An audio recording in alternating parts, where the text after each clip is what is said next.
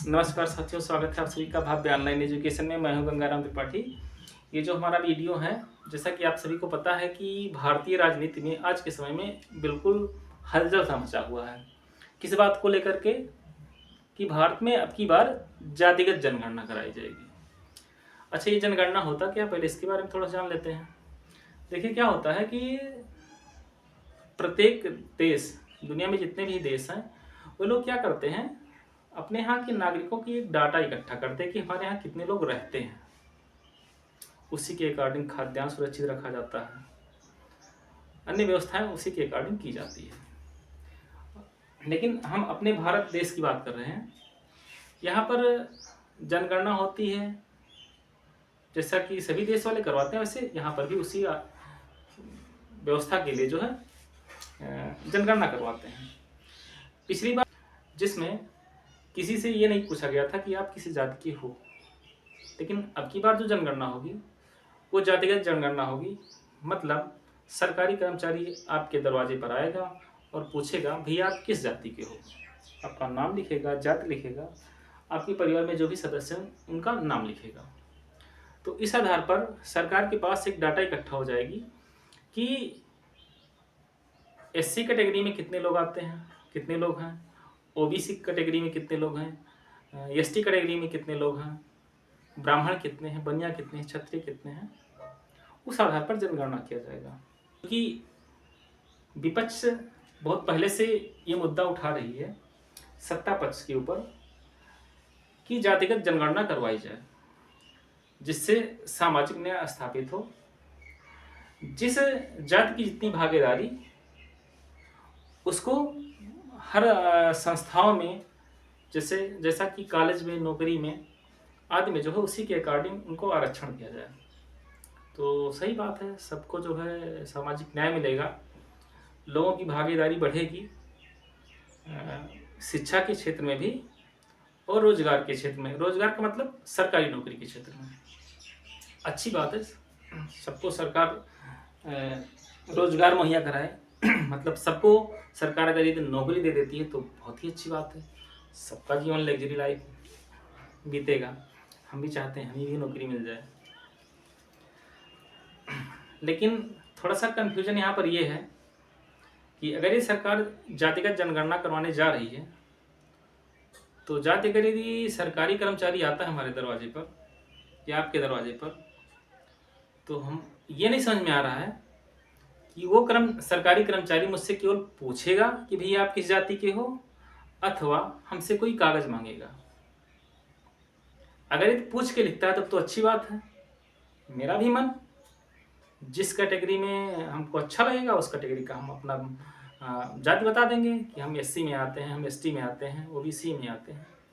हम भी ऐसे बता देंगे क्या ब्राह्मण है, क्षत्रिय हैं, वैश्य हैं, क्या है, उसको हम आसानी से बता देंगे।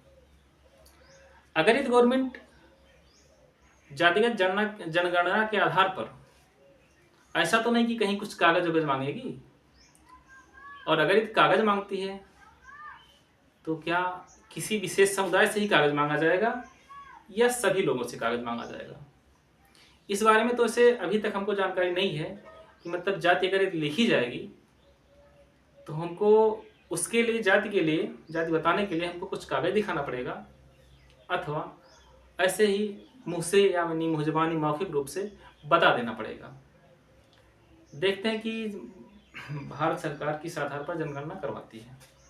वैसे इस मैटर पर जो है हम केंद्र सरकार से भी अपेक्षा करते हैं कि विपक्ष से भी थोड़ा सा राय मसौदा कर ले कि जो जातिगत जनगणना करवाई जाएगी वो केवल बता के जातिगत जनगणना होगी, मौखिक रूप से बताने पर लिख ली जाएगी, अथवा कागज दिखाना पड़ेगा।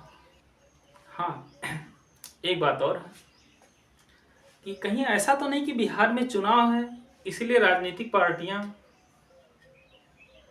पब्लिक को बेवकूफ बना रही हैं। हमको तो कुछ ऐसा ही लग रहा है, क्योंकि विपक्ष उधर कह रहा है कि हम विपक्ष में हैं, लेकिन भारत सरकार से यानी बीजेपी से, नरेंद्र मोदी जी की सरकार से हम जो चाहते हैं वो करवा लेते हैं। अच्छा है, विपक्ष मजबूत होना चाहिए। विपक्ष अगर यदि मजबूत रहेगा तो लोकतंत्र खतरे में नहीं रहेगा। मतलब जो भी होगा यानी सबकी बात सुनी जाएगी।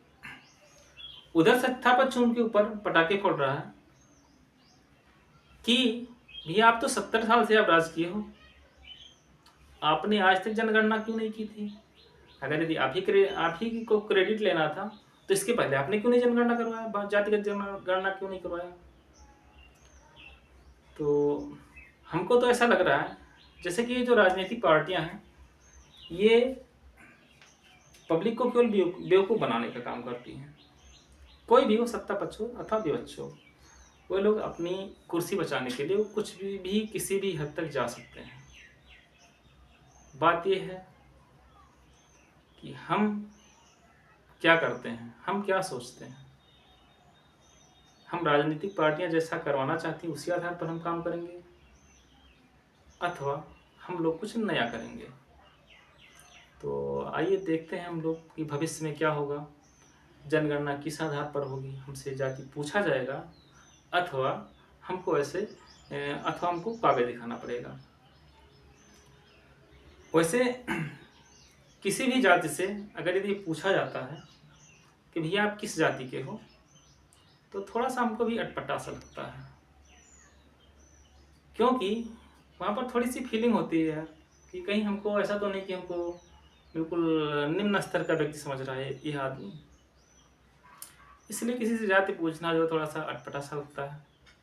लेकिन यही राजनीतिक पार्टियां कहती हैं कि सबको एक होके रहना चाहिए,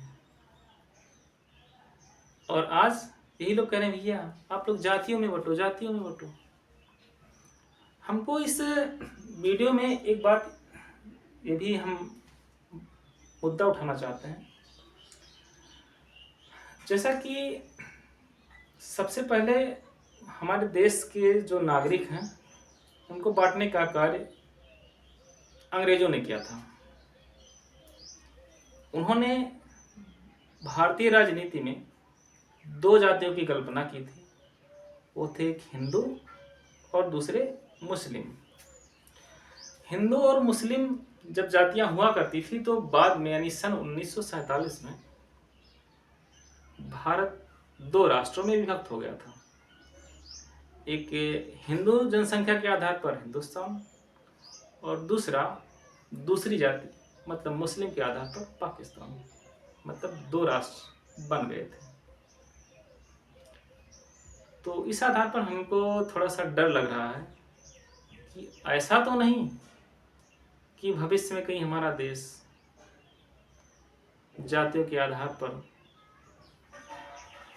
विभक्त हो जाए। इस बात के लिए जो हमको बहुत डर है और दुख भी है कि इस तरह से जातियों में बांटना अच्छा नहीं है। बाकी आप क्या सोचते हैं इस विषय में, आप कमेंट करके ज़रूर बताइएगा। ओके, धन्यवाद।